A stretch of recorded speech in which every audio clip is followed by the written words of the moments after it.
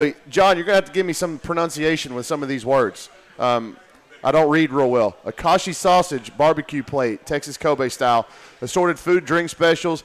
Don't forget the biggest thing about next week's show for a lot of you will be that the parking won't open up on campus until 3 o'clock. So the TAP will have open parking all day. You can park here, leave your vehicle, and take an Uber to the game at no charge, an Uber or a Lyft, however you want to get over to the game.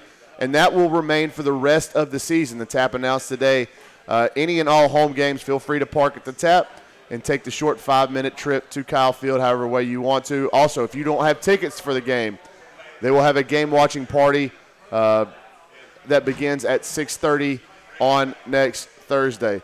A lot of interesting things have happened since our show on Tuesday. Obviously, the big news with the USA Today article and Santino Marchiol and his claims against the A&M program and why he left in an effort to get eligible. It's been broken down left, right, and center here on local radio. I know Luch has had his thoughts on it. Do you have anything briefly that we want to kind of put a bow on that before we move into game week stuff? Putting a bow on that, unfortunately, I don't think there'll be a bow put right on it, although I think the national narrative has calmed down. A&M's left to deal with the thanks to Ohio State aftermath. Yeah, well, Ohio State, and we'll go into that later, but thanks to the aftermath caused by, a player that very clearly was looking out for himself and trying to get himself eligible immediately. They got to do something about the system because if he's encouraged. If you'll let me finish, that's definitely what I was about to say. Good morning.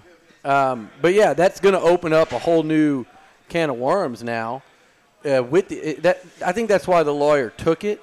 I think he's very involved in NCAA, in fights against the NCAA, and this sounds like a nice fight to fight because either he's going to be kind of the agent for sweeping change or he's going to get every damn kid from now on that wants to challenge eligibility to go to him with whatever dirt they can dig up on the school they're at. So he certainly opened up Pandora's box, and I think that's what the national discussion kind of centered around, Bronny, because I think people realize when they really read that.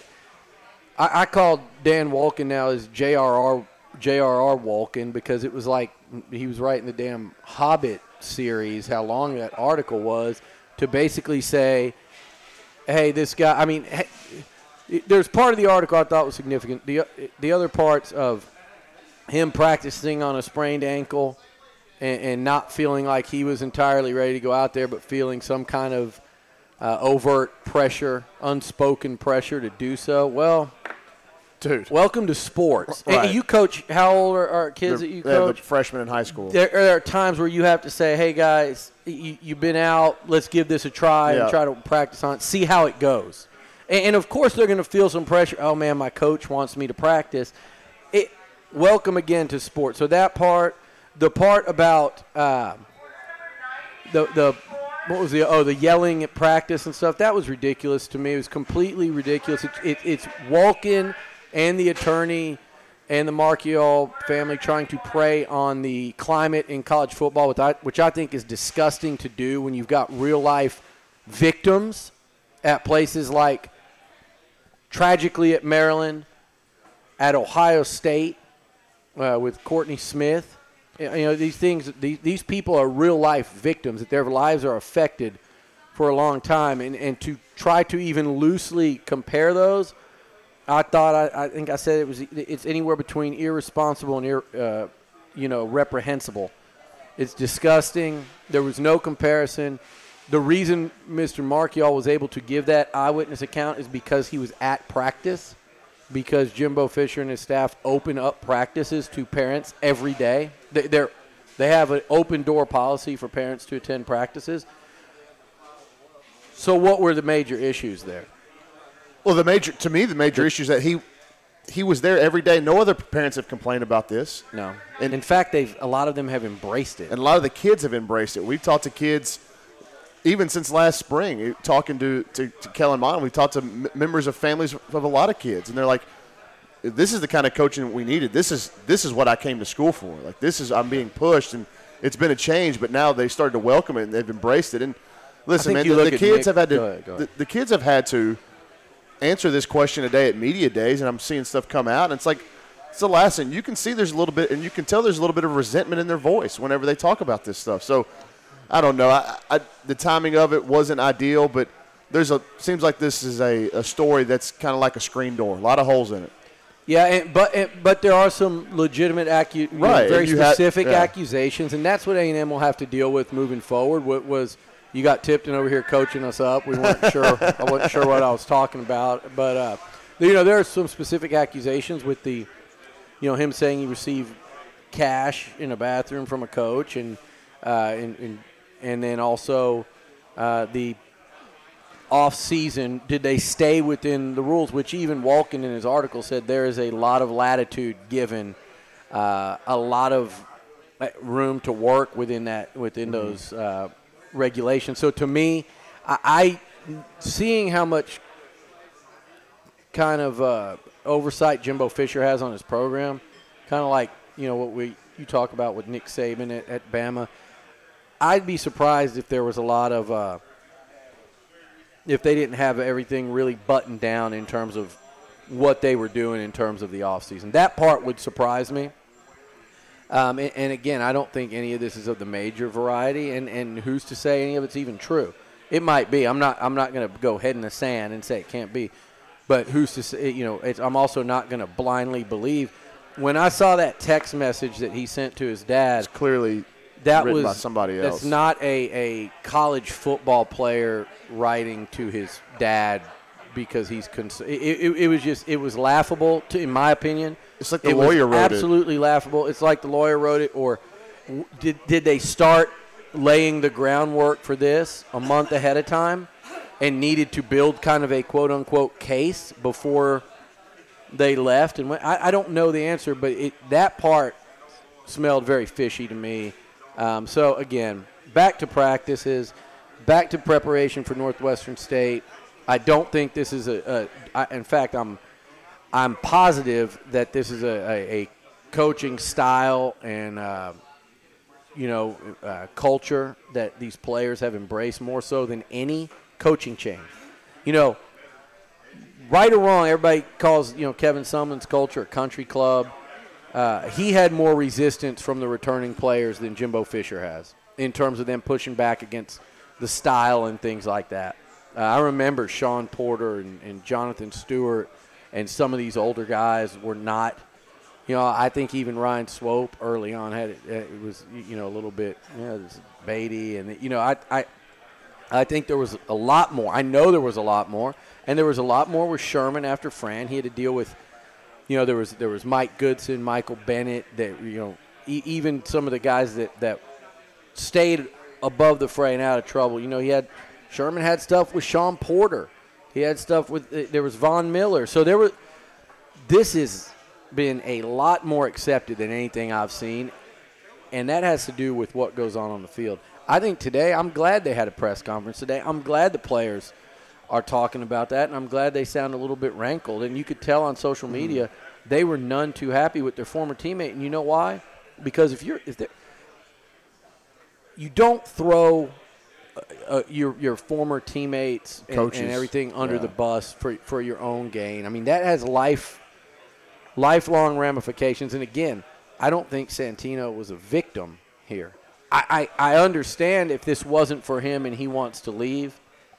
And if A&M broke rules, they need to be, held accountable for however that is, however you're held accountable for such, just ghastly violations. But to me, I think I'm fine with the guy leaving. I'm fine with it not being for him. He won't be the last one. But I bet you the rest of them and the ones before him handle it a lot better. Look at Nick Harvey. Look at Keena Cyberan. And there's a couple others. And you haven't heard from them, although I wouldn't be surprised if that lawyer starts going. Texting those two guys and seeing if or they not can just them, but yeah. everyone. This again, go back to what you were saying. This is a deal that it has big picture ramifications across the sport, and I think between that and the Ohio State thing is why that had a shelf life of about a day. It'll spark back up today with the player quotes, and Jimbo's going to I'm sure, talk about it when we go in there at 1 o'clock today. Quickly before the break, and get your thoughts on Urban Meyer's 3-game suspension.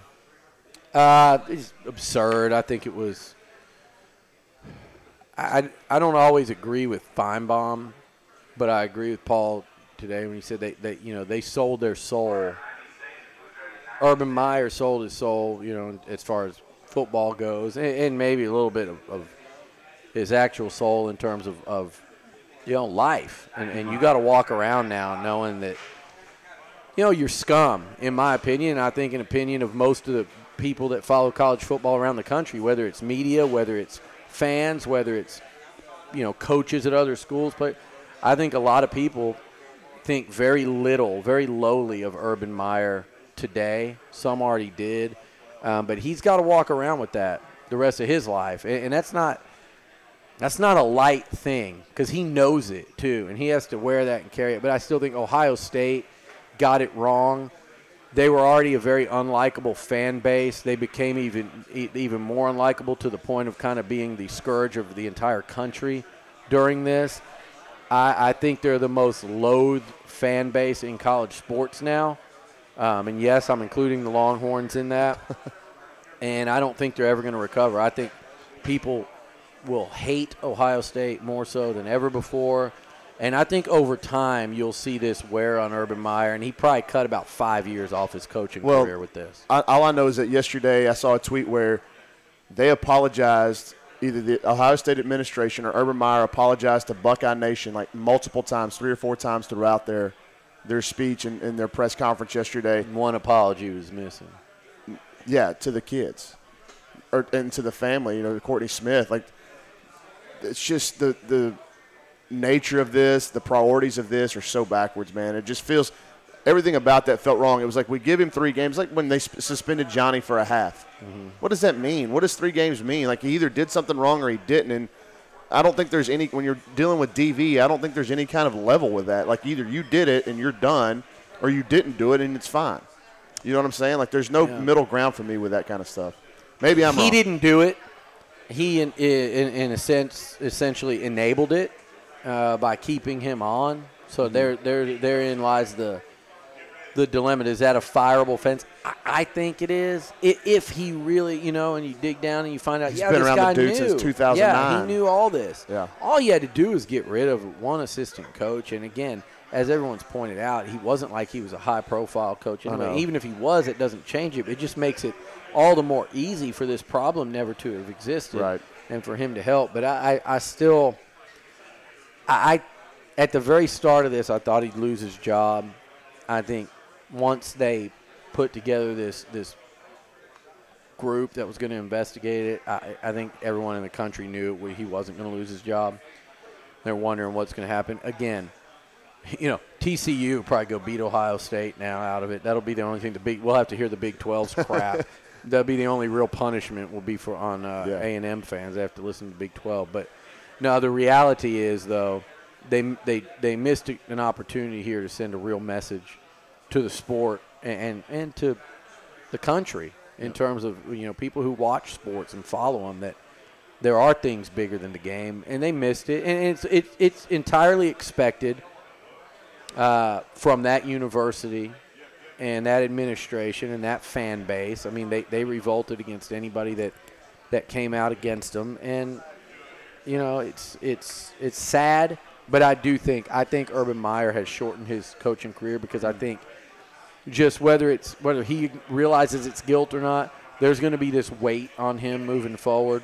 Not to mention, recruiting will become a little more difficult. Ohio State's always going to recruit really well, but it's going to become a little more difficult when you're sitting in a living room with, the night before Jimbo Fisher comes in there and the night after Nick Saban, and you got to answer to the stuff you got to answer to. And I think just over time, he's just going to tire of this thing sooner than he would have. And he might not know why. It happened at Florida. Yeah, well, I'm saying, though, he might – again, he might have been – who knows what he was carrying around there. Yeah. It might happen.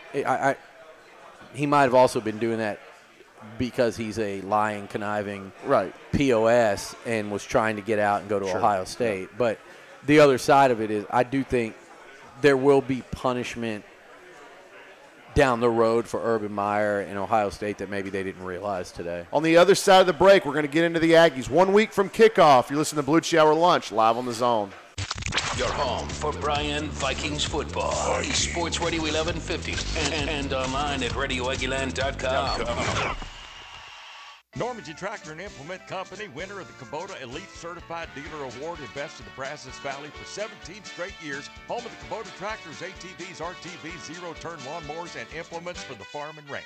Celebrate spring with great package deals. For a limited time, get the #1 selling compact tractor in Texas, the new Kubota L2501F, 24.8 horsepower, along with the 3-point quick hitch and a 5-foot box blade for only $10,599 cash price, or with financing less than $114 per month. Upgrade to a 4-wheel drive and get monthly payments of only $129 per month. Remember, Vernon and the boys at Normandy Tractor are the best when it comes to customer service and building your own Kubota package deal. Get zero money down, 0% financing at Normandy Tractor on most Kubota tractors and lawn equipment. Normandy Tractor at Highway 39 at OSR in Normandy, online normandytractor.com. Remember, for the largest selection and best prices on all your Kubota tractor and utility vehicle needs, nobody beats Normandy Tractor. Nobody. For your car, your home, your business too, Acme Glass takes care of you. For over 60 years, we're the clear leader. Our quality and value keep shining through. For repair and replacement on all kinds of glass, you can trust Acme for quality that lasts. Where quality and value keep shining through, Acme Glass, we're the clear leader. If you're not bundling your insurance with Allstate, you might have fear of missing out, or FOMO. You're too old to say FOMO. But people who don't bundle their auto and home with Allstate... No, FOMO's about fun stuff, not insurance. But what if people use the money they save to pay for that fun stuff? Okay, fine. Bundle your auto and home insurance and save up to 25%. Call BCS Allstate agent Jerry Anderson, class of 82 at 979-764-0015 today. Switching to Allstate is worth it. Savings vary, subject to terms, conditions, and availability. Fender benders, parking lot challenges, scrapes, bruises, and bumps. I'm vehicle challenged when it comes to avoiding objects that get in my way. Hi, I'm Mary Mike Hatcher for Oscar & Sons Body Shop. My car is my second office, and it's so important to keep it looking great. Oscar & Sons Body Shop has done just that. As a family affair for over 40 years, they remove cosmetic blemishes to major auto body repair. Google Oscar & Sons. They'll come to you with a free estimate for your repairs. Oscar & Sons Body Shop. They wreck it, we fix it.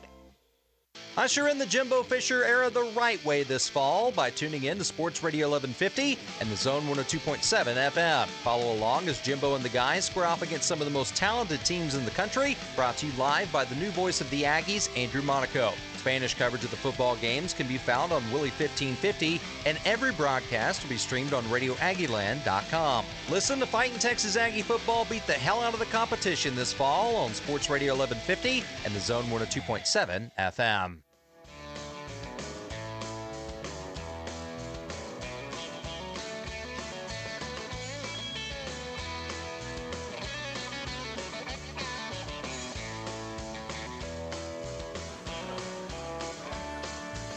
Welcome back, Bellucci Hour Lunch. Ryan Bronninger, Billy Lucci from here at the Tap on Harvey Road.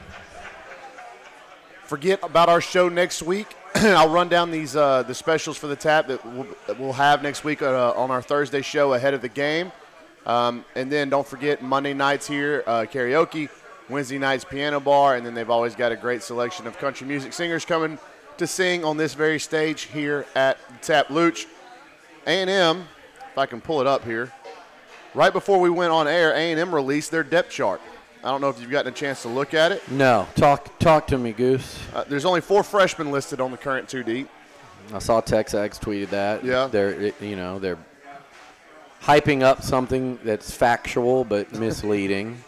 So some of the more interesting names that, Jared Hocker listed as a starter at right guard and Eric McCoy listed at the starter at center. Yeah. Courtney Davis or Cameron Buckley. They got the or there at the receiver spot. Yeah. And then they obviously with the quarterback deal, they left them both bolded as returning starters and with the or tag on the quarterbacks as well. Second string fullback Ryan Rennick, who has been working, and you've been talking about a lot of things he's done at tight end, walk-on out of Iola. And then I thought it was interesting that Your second-string right tackle is Colton Blanton, true freshman Colton Blanton. So I don't think that it's anything out of the ordinary, Luch, but it just confirms that they're trying to keep, McCoy at center and Hocker at guard, and it's about what you would expect, and still no leader with the quarterback stuff. Nothing on that depth chart surprised you at the top. We've been saying Hocker has kind of, since the first couple days has manned that. I mean, I've talked all summer, all camp, like you want to see stability up front. You want to see them not do all the shuffling around and let guys stay in position. After the first, I don't know if it was 4 days, 5 days of fall camp, that's been your starting O-line for the most part. If guys are healthy, that's your starting group. And, Hocker's one of those guys that have showed steady improvement, and he needs to. They're going to need him. You can't have I'd almost say you would rather have a glaring weakness at tackle, even in the SEC, than at guard, because I got a news flash for you. The SEC interior guys might be even better than the ends and the edge rushers, and at least with the tackles, you can give them help. If you're weak at guard and your guys get caught in some one-on-one situations against a guy they can't block, it can ruin a game. We saw it last year when the Aggies could not block Taven Bryan on the inside. We saw it a couple years ago when A&M could not block Jonathan Allen on the inside. And I'm just pulling out a couple of examples there. But so I'm going to have to really shore that up. Nothing else really surprised me. Blanton at one of those tackle spots, yeah. But, again, I said the other day, I think if there was an injury at tackle, the first thing you'd do is move Keaton Sutherland out there. Yeah. Only three seniors on the offensive depth chart. 3 seniors on the entire depth chart. And that's great. And we can go into that all day because, to me, when we go into looking ahead to 2019 and 2020, I mean, forget about this what if this guy goes pro, what if this guy, Travion, runs for, is a 2,000-yard all-purpose guy. Okay, that'd be great. That'd be great for A&M. But let's just say that the guys come back that aren't projected as first-round picks next year. In other words, every underclassman returns because there's not one right now that's projected as a first-round pick next season. You only lose – who do you lose of real note in terms of key players on this football team? Donovan Wilson, Keaton Sutherland. Gilly. And Gillen – I was about to say Gillenwater, my buddy that played at Baylor. Gillespie. I'm just looking at the offensive side. That's about it. Yeah. And on offense, it's Dono, Landis Durham, and a couple of the D tackles, Kiki and Dalen. So, but that and Alaka, that's it on your whole team. And then you bring in that whole recruiting class. All these freshmen are year 2. You bring in, you're going to have a top by 2020. You probably have another top 5 class in here. So. Yeah, that is something to really get excited about the future. But it is a very young offense, Bronny. We talked about it. You might not have an upperclassman. You probably won't have an upperclassman throw a pass or catch a football at wide receiver this year. True.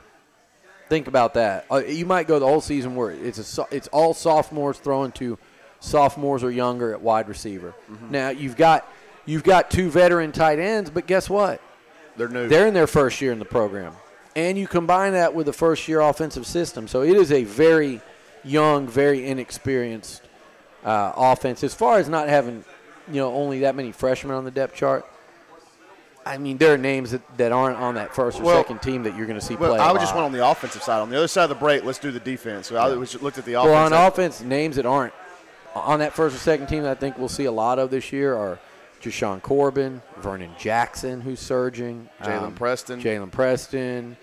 Probably Caleb Chapman. So Kwame Etway listed as second-string running back. And he'll play a key role. Yeah. But you just named 4 more guys just on offense that I think we're going to see plenty of this year. Yep. On the other side of the break, we'll look at the defensive depth chart released today. Do some Belucci Hour lunch live on the Zone. From News Talk 1620 WTAW, I'm Chelsea Reber with a news update on Sports Radio 1150 and the Zone 102.7 FM. Today's College Station City Council workshop meeting includes the future of the Thomas Park Pool. In June, the Parks and Recreation Board voted 4-3 to support building a new pool, but the city's proposed budget for next year calls for building a splash pad. Mayor Carl Mooney, during his last visit on WTAW's The Infomaniacs, says very few people live in the Thomas Park neighborhood during the summer. It's not really the residents of that neighborhood that are using it so much. It's others who are using it because it had gone virtually unused, and whatever we do, the pool as we know it is going to have to go away. A copy of a consultant's report on the condition of the current pool, which is in need of $208,000 of immediate repairs, is online at WTAW.com. 5 weeks have passed since College Station police announced a stranger entering homes on Harvey Mitchell and Holloman South. No new sightings have been reported, but Lieutenant Craig Anderson has asked to rebroadcast the announcement now that new and returning college students are back in town. What's been occurring is that residents have been leaving their doors unlocked late at night, and this person goes around and checks doors, and when he finds one unlocked, he goes inside of the residence. And as of right now, we haven't heard of anything being stolen. Anderson reminds everyone to lock doors and windows, remain observant of your surroundings, and report anything that looks out of the ordinary. Hurricane Harvey has been described as the storm that did not discriminate, inflicting an estimated $125 billion in total damage after it came ashore on August 25th last year. A National Hurricane Center report says Harvey killed 68 people, making it the deadliest U.S. storm since Superstorm Sandy. For more news, go online to WTAW.com. I'm Chelsea Reber on Sports Radio 1150 and the Zone 102.7 FM. Every 12 minutes, someone dies from opioid addiction. It's a unique addiction, and only one treatment network focuses exclusively on this one thing: crushing opioid addiction. Symmetry Recovery. One mission, 3 key elements. Medication, behavioral therapy, and an outpatient setting. With a success rate 4 times the industry average. Call 844-847-6999. For you or a loved one, that's 844-847-6999. Hey, opioid addiction, we've got your number. Be good to your vehicle, and it'll be good to you. Hi, I'm Gabriel Garcia from Traditions Mobile One Oil and Lube. And while that's a simple concept, it's so true. We're a full-service oil and lube shop with years of experience, and that experience tells us to always go the extra mile for our customers, like topping off fluids for free on most vehicles and free tire pressure checks. See Traditions Mobile One Oil and Lube on Villa Maria at 2818 next to Raleigh Car Wash, or at East William J. Bryan next to the main post office. Folks are always looking for a place to meet friends, grab some food, relax, and unwind with a cold beer, mixed drink, or glass of Boots Sweet Tea. The Tap on Harvey Road has been the place to do just that for nearly 30 years. A casual atmosphere and tasty food keeps people coming back for more. Our burgers, salads, chicken tenders, nachos, and more are sure to satisfy whatever craving you have. And being in SEC country, the Tap is a great place to meet before, during, or after the game. See you at the Tap on Harvey Road in College Station. Gage Gandy Bail Bonds. We put your feet back on the streets. Fast professional service with the best rates in town. Gage Gandy Bail Bonds. Open 24/7. Call 979-821-BOND. That's 979-821-2663. Gage Gandy Bail Bonds is Aggie-owned and operated, class of 95, serving the Brazos Valley for over 20 years. Gage Gandy Bail Bonds is located behind the Brazos County Courthouse in Bryan. Call 979-821-BOND. That's 979-821-2663. Or visit GageGandyBailBonds.com. We put your feet back on the streets. The Louis Bellina Show, where there's nothing more reassuring than realizing the world is crazier than you. Listen in weekdays from 11 to 2 on The Zone.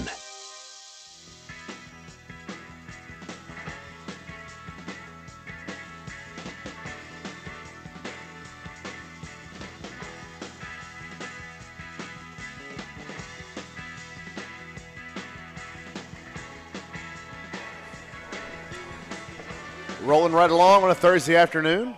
Belucci Hour lunch from here at the Tap on Harvey Road, live on Sports Radio 1150, The Zone 102.7 FM. Luch, looking at the defensive depth chart, kind of the same story as the offense. There's a little more seniors mixed in. What are you doing?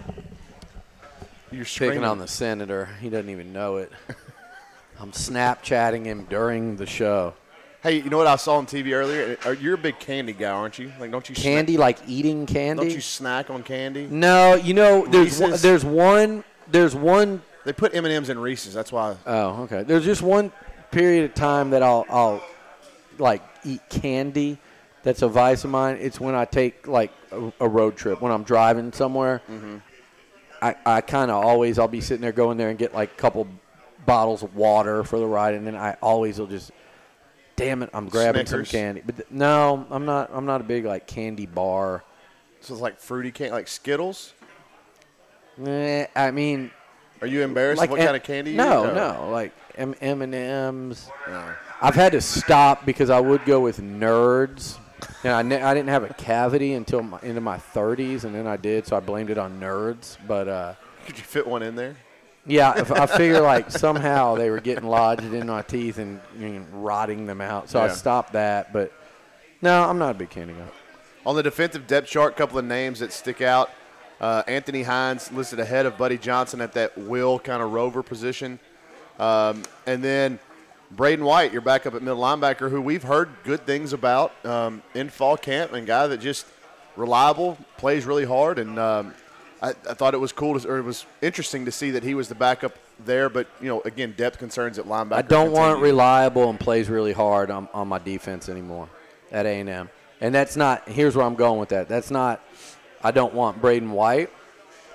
Braden White needs to be a guy that makes things happen when he's out on the field, and he has, according to some of the guys in that program. So that part's exciting. But, yeah, I mean, I think reliable and dependable and things, that has to be, I think, from nowadays the bare minimum. And you'd love to have a team full of guys that are more reliable and dependable than you had the year before and keep getting better in those departments. And I think a lot of that's a culture thing. Larry Pryor listed as much as anything, but again, what I was saying is I want guys to make plays. Can Braden White make plays in that defense? There are guys in that program that'll tell you he can.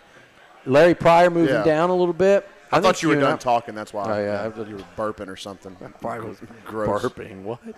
But I think Larry Pryor, that's something we've always kind of speculated about, right? Ever since he got there. His first game, he did some nice things at safety against Ole Miss, and I think it was that game they lost at Kyle. Then the next game against LSU, he looked like a guy that was good. Look, he's going to struggle in space as a deep safety in the SEC against this kind of talent. He was just a little undersized to play linebacker, so he kind of looked like a tweener that might get lost. You had some younger safeties come in and look better than him in Tucker and Carper, and now you got Leon O'Neal. So was Larry Pryor just going to be a special teams guy? I think this gives him an opportunity to find a role in this Mike Elko defense. There is a chance that there's a role for a guy like Larry Pryor. I think physically that's where he fits best. I think in terms of giving him his best chance to succeed, it's playing – kind of up in the box and a little closer to the line of scrimmage. So that'll just be something to watch with that veteran player. And if nothing else, I think he can provide depth at a position that they desperately needed at. The four names at corner, Charles Oliver and Debian Renfro listed as the starters. I don't think there's any surprise there. But the backup roles, Ronnie Elam and Clifford Chapman. Clifford Chapman obviously is a guy that we've heard about a lot, but Ronnie Elam, surprise you? Well, I mean, Trayvon Fuller, it seems like, has missed some time. And Miles Jones has been out a little bit, too. So, I think they're a little banged up at corner, but the starters are healthy and have been, so that's good because both of those guys have been I think Charles Oliver is the most consistent guy. I keep saying for all those people that focus on, like, numbers from last year, they'll tell you that he and Hawker were the best guard and best corner in college football, basically. I think that's a little misleading. Like, you need to just understand that those are guys that still need to improve. But I think Oliver's an NFL corner.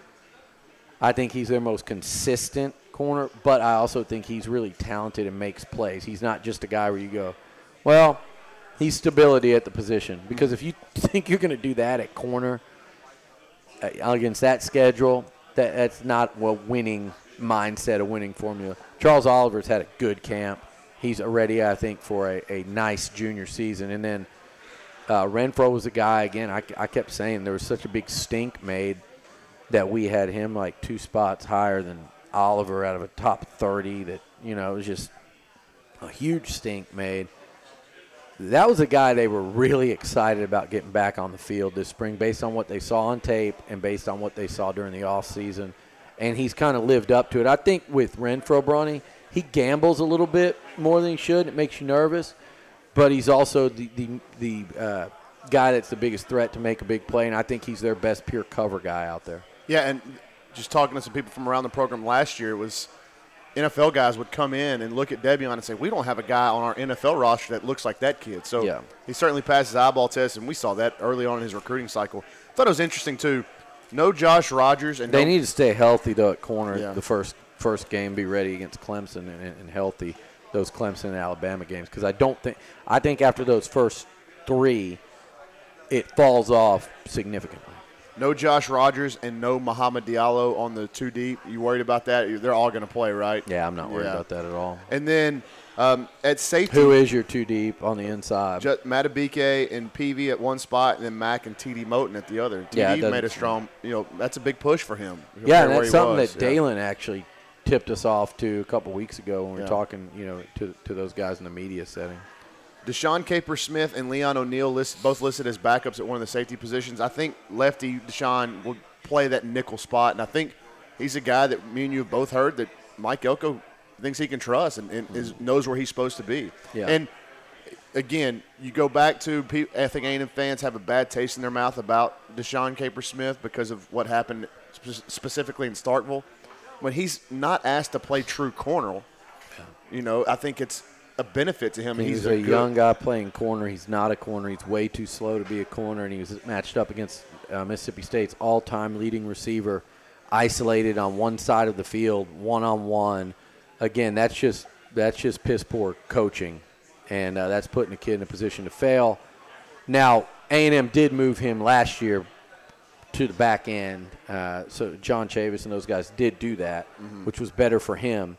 A lot of people remember the ball going through his hands against UCLA. That's something he's got, he'll probably still kicking himself over. But that's why you want guys to stick around in your program and stay around, because now he's a senior. It wouldn't surprise me to see Lefty make a play or two this year that help A&M win a football game. Only freshmen on the defensive depth chart on the 2 deep are Leon O'Neal at safety, Bobby Brown at defensive end, and then Tyree Johnson is a redshirt freshman at defensive end. So, again, this roster is littered with freshmen to juniors, really. There's not a lot of seniors. If there is one spot where there is some seniors, it's on that defensive side in that 2 deep.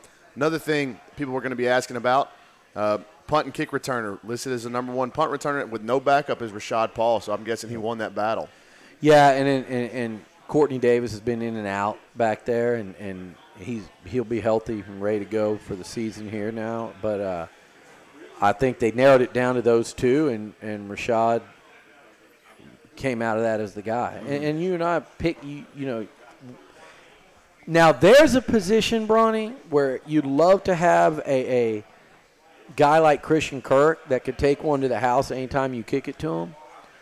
But if you don't, and you're starting over, you know where you start over? With a guy that's done it his whole life. And a guy that's comfortable back there, and a guy that you're confident can catch the damn ball. Yeah. And that's where it starts. Again, you'd love, but that's a position unlike, spots on your defense. Oh, he's reliable. You need playmakers on defense. You'd love a playmaker in the punt return game, but you damn sure can't have somebody that's inconsistent fielding it. And unfortunately, that's one of the spots where you walked into, if you're Jimbo Fisher or his staff, and you looked at this roster and you said, how in the hell can this happen? I think you said that in the backfield. I think you said that at linebacker in terms of the depth at both those spots behind some talented starters. And I think you said it in the return game when you go, how can you have 85 kids that you've recruited from Houston, Dallas, East Texas, throughout what should have been the SEC footprint, and you can't get a guy out of 85 that you would say is a really dynamic return specialist, where it was a no-brainer.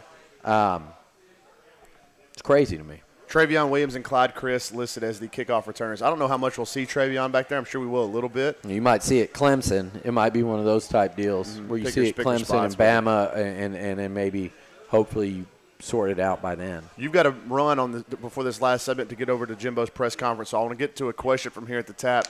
I'll let you guess who this one's from, Luch. This was handed to me before the show started. How many players from Arkansas are transferring to Arizona because their coaches use 4-letter words and make them work hard?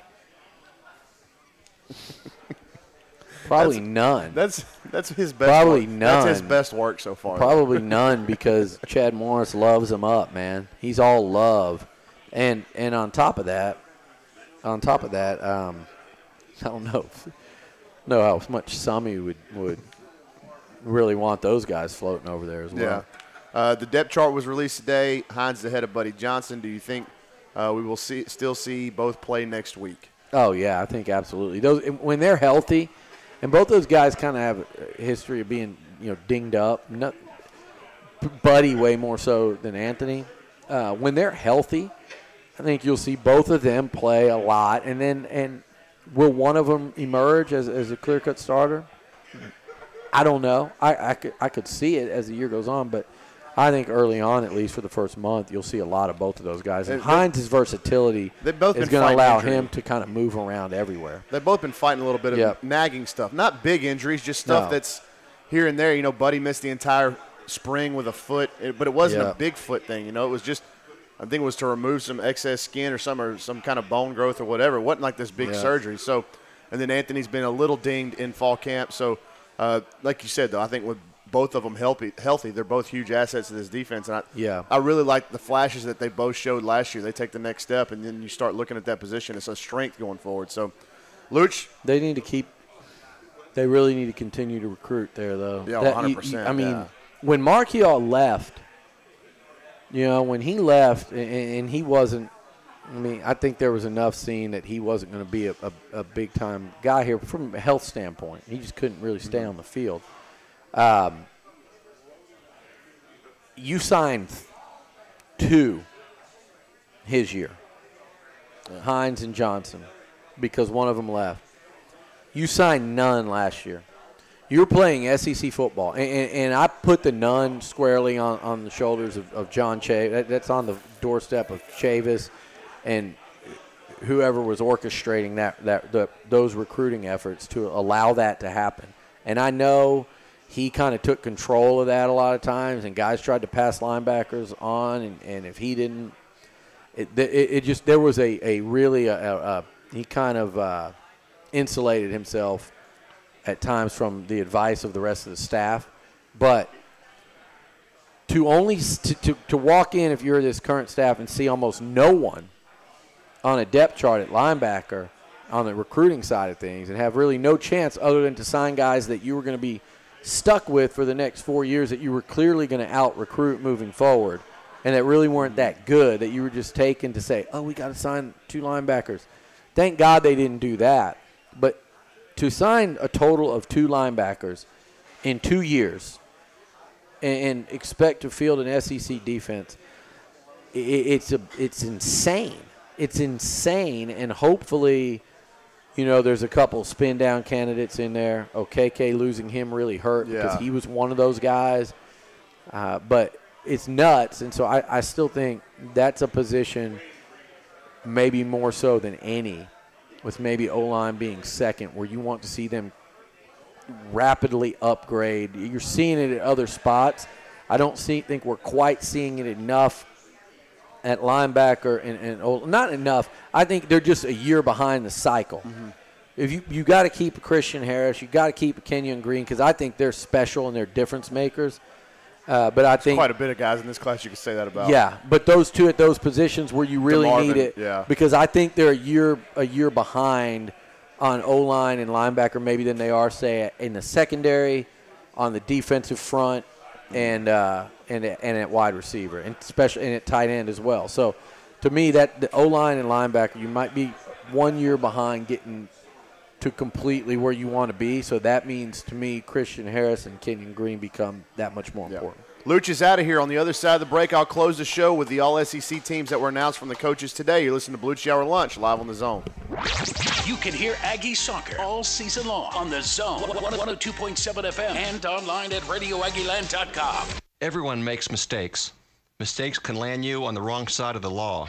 If so, you need someone on your side. Steve Gustitis, attorney at law, has over 20 years' experience fighting felony and misdemeanor charges. Steve Gustitis will fight for you. Call now to set up your free consultation, 823-9111. Qualified people are ready to take your call.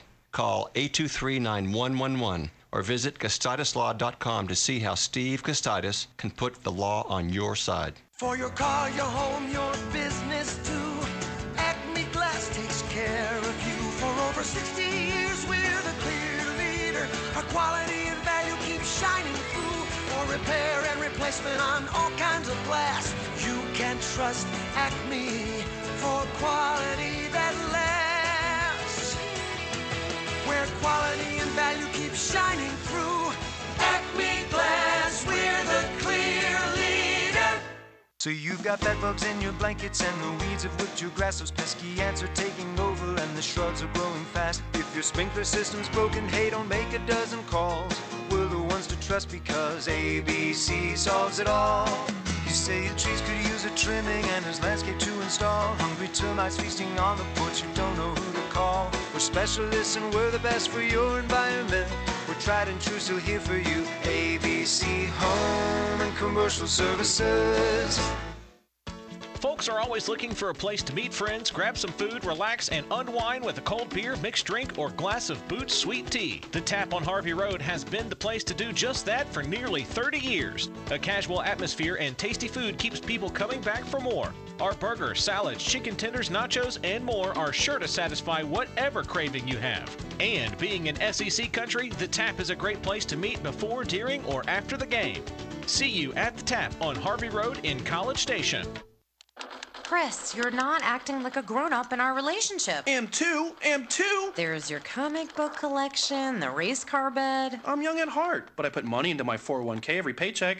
I'm taking control over my financial life, and that feels pretty grown-up to me. Put away a few bucks, feel like $1 million. For free ideas and easy ways to save, go to feedthepig.org. That's feedthepig.org. Are those footy pajamas? This message brought to you by the American Institute of Certified Public Accountants and the Ad Council. We've almost made it through the long, hot summer. It's time to get registered for America's most loved football pick'em contest. Friday's Fearless Football Forecast Contest brought to you by Brian Hosen Gasket and Nifa's Mexican Restaurant. Go online at chiphoward.com and register so you'll be ready for that first week. Get registered at chiphoward.com and make your picks every week right here on Sports Radio 1150 and the Zone 102.7 FM.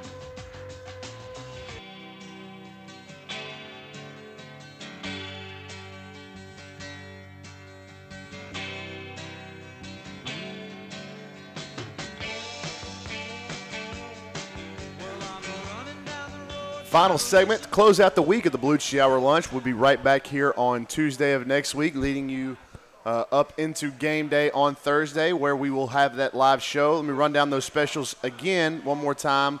All day, or assorted food and drink specials next Thursday. We will have it's going to be hot, so you're going to be looking for a place indoors to come tailgate. They'll have an indoor tailgate here all day with barbecue plate specials, Texas Kobe beef. You can park and leave your car here next week or at any home games, and then take an Uber or a Lyft or however you want to get to Kyle Field. You can leave your car here all day free of charge. You got no tickets to the game. The game watching party will begin here at the Tap at 6:30. Today, the SEC coaches released their all-SEC teams. There were no Aggies on the first team. There was one Aggie on the second team, running back Travion Williams. And Daniel LaCamera was also the second team kicker. On the third team, center Eric McCoy, defensive end Landis Durham. Now explain to me how a guy that leads the SEC in sacks a year ago is now and is returning is on the third team on the defensive line. And then also on the third team, punter Braden Mann, who has never punted in a college game since he's been here. But we do think he's going to be a really special weapon for A&M this year. Run back down some of these names that you're going to know on the first team. Offensive line, Jonah Williams at Alabama, Greg Little at Ole Miss. Both of those guys A&M recruited really hard, and they chose to go play for Alabama and Ole Miss respectively. A.J. Brown at wide receiver, Deebo Samuel. Deebo Samuel is listed as a first-team wide receiver, also first-team all-purpose. You start looking at this first-team offense, and A&M plays, let's see, Alabama and Ole Miss have 2 on the offensive line, 3 on the offensive line. Pierce Bacher is the first-team center from Alabama, so there's 3 there. A.J. Brown and Deebo Samuel are the wide receivers. A&M plays both of those. Running back, Damian Harris, Alabama, Benny Snell, Kentucky. A&M plays both of those. So not only that, Kirk Herbstreit releases his annual preseason Herbie Awards and has Alabama and Clemson as 2 of his projected playoff teams. That's 2 of your first 4 weeks. This schedule is absolutely loaded. For A&M to navigate this schedule, and if they can navigate their way and find their way to 8 wins in Jimbo's first season with still some of the roster depth issues that we talked about with Luch the last couple of segments, I think A&M fans would have to be extremely excited about an 8-win season and even a 7-win season. But everybody knows that Jimbo's got a little bit of rope to play with here when nobody's holding him over the coals for his results in his first year. But when if they're able to do something like that, if they're able to go pick off an Auburn, they're able to finally beat LSU, they beat both Mississippi schools, any way it happens, however it happens, if they can get to an 8-win season and then you go into a bowl at 8-4, if they go into a bowl at 8-4, man, you'd have to be really encouraged and really excited about what's going to go on here because you know what kind of talent is being brought in, and that would be a clear indication of what kind of coaching that these kids have received in 1 year for this group to turn in that amount of wins with that schedule. I think would be really, really impressive. And I think you talk about putting another jolt into recruiting and into the fan base. That the recruiting doesn't need much help right now, but you're going to sign a top probably 5 class this year, and you go an 8 or 9 win season, 9 with a bowl win. You do that in your first year, and then you start looking at 2020 and going, where could it end there? And there's some enormous names in the state that A&M would love to land in that 2020 class. They've already got 4 kids committed there. And covering this recruiting stuff, it seems like every year these kids get bigger, more physical, more talented, and you start projecting that out in the 2020 and 2021 class. A&M's going to have a chance to pick up some really nice players and some guys that can help you win that SEC championship. And hopefully, if you're in the conversation to win the SEC, you're in the conversation to make the playoffs. I don't think there's any doubt about that. Thank you guys so much for hanging out. We'll be right back here next Tuesday. Louis is on the other side of the break. Your home for Texas A&M football.